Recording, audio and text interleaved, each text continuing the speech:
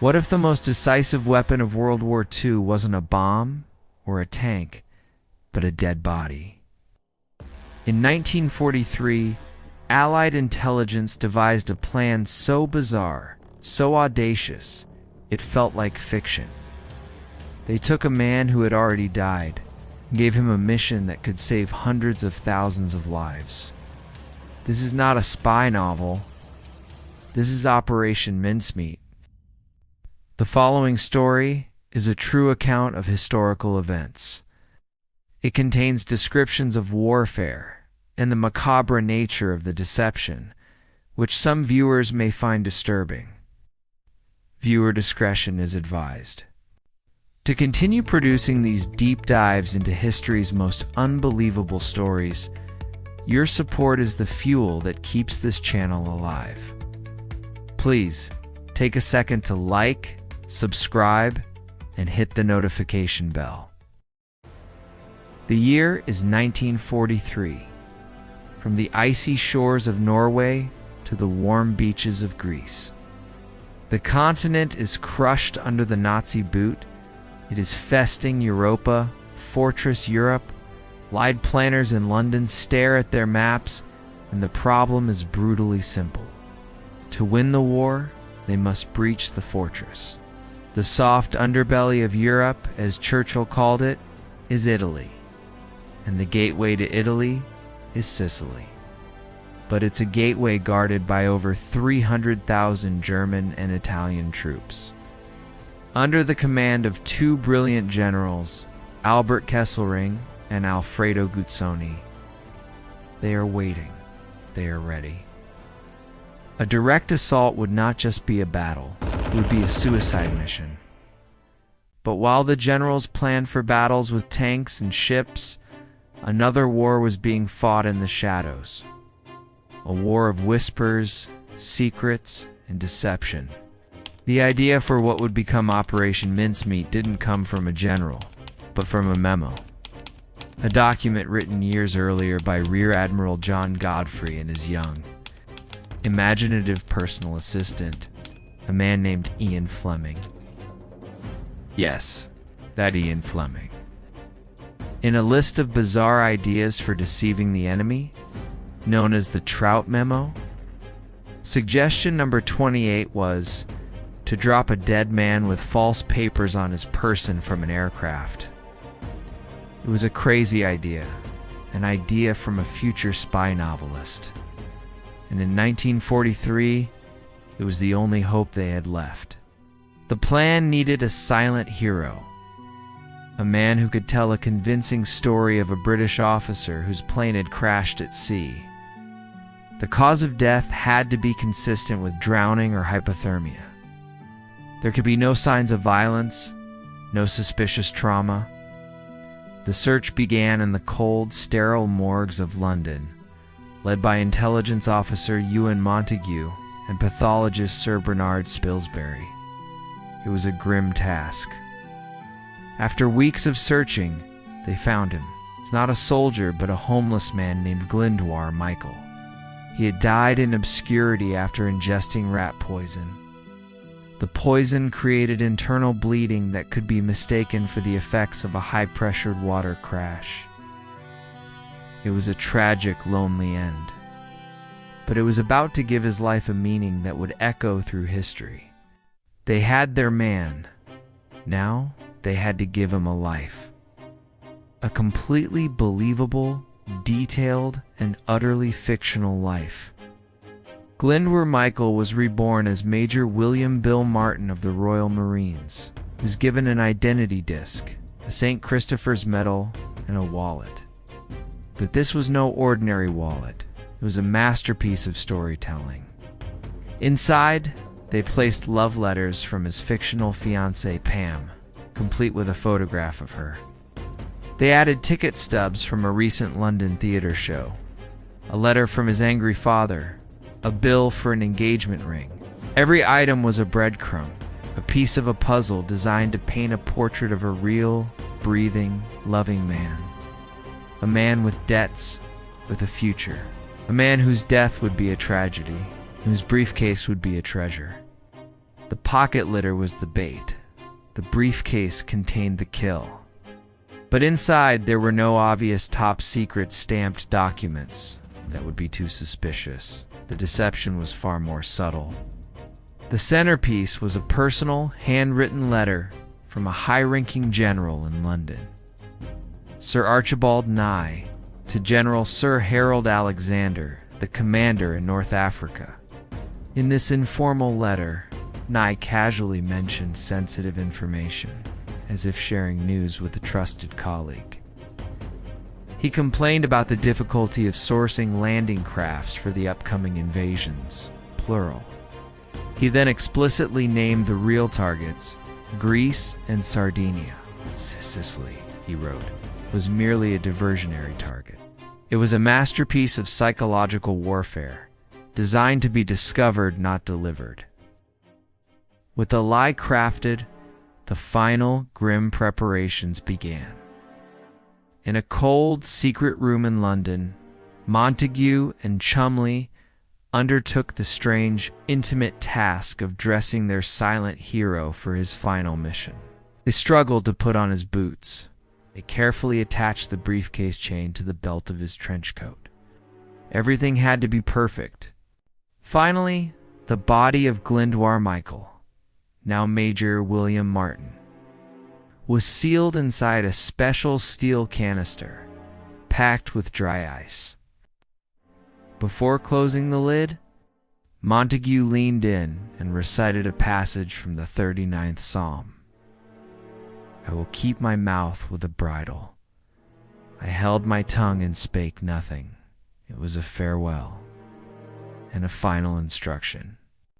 On April 19, 1943, the canister containing Major Martin was loaded onto the submarine HMS Seraph under the command of Lieutenant Bill Jewell. To maintain secrecy, the canister was labeled, "Handle with care, optical instruments." Only Jewell and a handful of his officers knew their strange passenger wasn't made of glass and brass, but of flesh and bone. For 10 long days, the Seraph navigated the perilous, enemy-patrolled waters from Scotland to the coast of Spain. Inside the cramped, metallic hull, the crew went about their duties, unaware that they were sharing their tomb-like world with a man who was already dead. At 4:15 a.m. on April 30th, the Seraph surfaced. The air was cold, the sea was calm. They were just off the coast of Huelva, Spain, a location carefully chosen for its pro-German sentiment and a resident, highly active Nazi spy. Lieutenant Jewell opened the canister. The officers gently took the body of Major Martin. Jewell recited the same passage from the 39th Psalm that Montague had spoken in London. Then, with the utmost care, they slipped him into the water. They pushed the briefcase in after him. The silent hero was now alone, at the mercy of the currents. The mission was out of their hands. The Seraph slipped back beneath the waves, vanishing into the darkness. For hours, the silent hero drifted. Then at around 9:30 a.m., a local sardine fisherman named Jose Antonio Rey Maria spotted something strange floating in the water. He approached, thinking it was debris from a recent storm. The reality was far more grim. He had found the body of a British officer. Rey Maria towed the body to shore, and the local Spanish authorities were immediately notified. The news began to travel, through whispers and official channels, exactly as British intelligence had hoped. A British officer, dead, carrying a briefcase. The bait was on the hook. The news reached the ears it was intended for. A German intelligence agent in Huelva named Adolf Kloss. Kloss immediately understood the potential value of the discovery. He used his influence to pressure the Spanish authorities. A perfunctory autopsy was performed by a Spanish doctor, who conveniently concluded the man had drowned and been in the water for several days.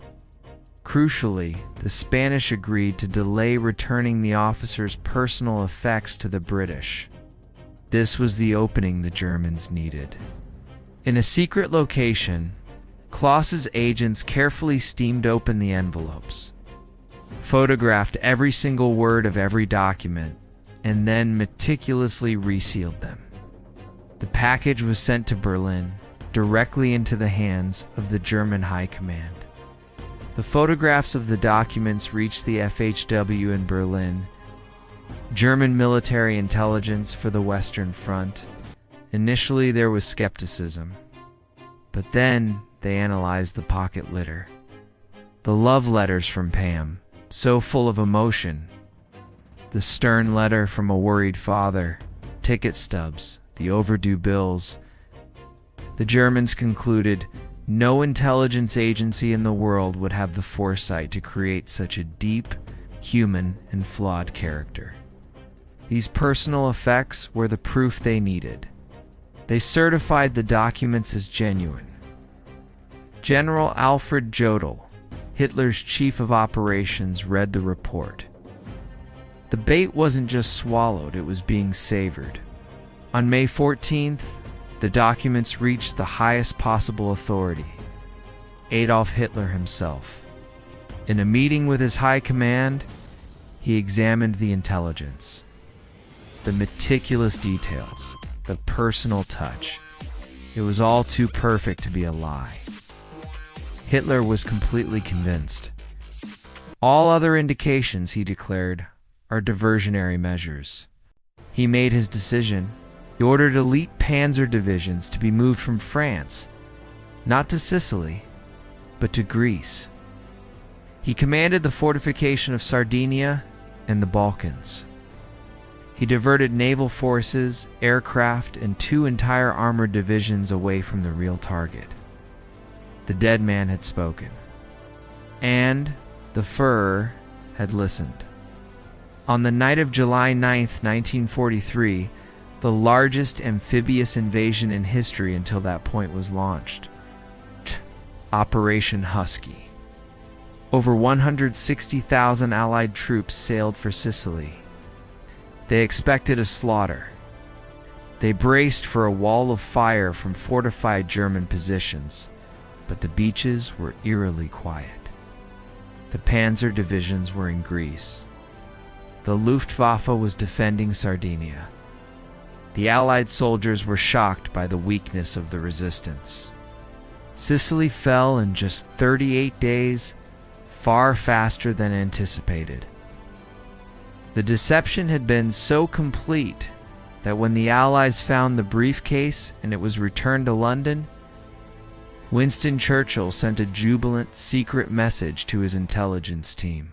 It read simply, "Mincemeat swallowed rod, line, and sinker."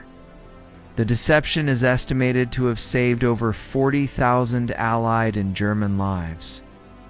It opened the door to Italy and hastened the end of the war. After the battle, the German High Command realized they had been played, their fury matched only by their grudging admiration. But what of our silent hero? The Spanish, believing him to be a real officer, buried him with full military honors in the cemetery of Huelva. His tombstone bears the name William Martin. For decades, his true identity remained a secret. We now know that beneath that stone lies Glyndwr Michael, homeless man from Wales, who in death achieved something extraordinary. A man who never existed changed the world, and a man who was forgotten by everyone saved thousands. The story of Operation Mincemeat teaches us a powerful lesson.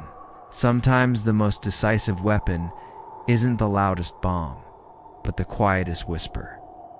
That the course of history can be turned not by legions of soldiers, but by the brilliant imagination of a few, and the silent sacrifice of one man who had nothing, and in the end, gave everything. What do you think is the most incredible detail of this unbelievable true story? I'd love to read your thoughts in the comments below. And if you believe, like I do, that history is the greatest thriller ever written. Please consider subscribing and hitting the notification bell to join our community.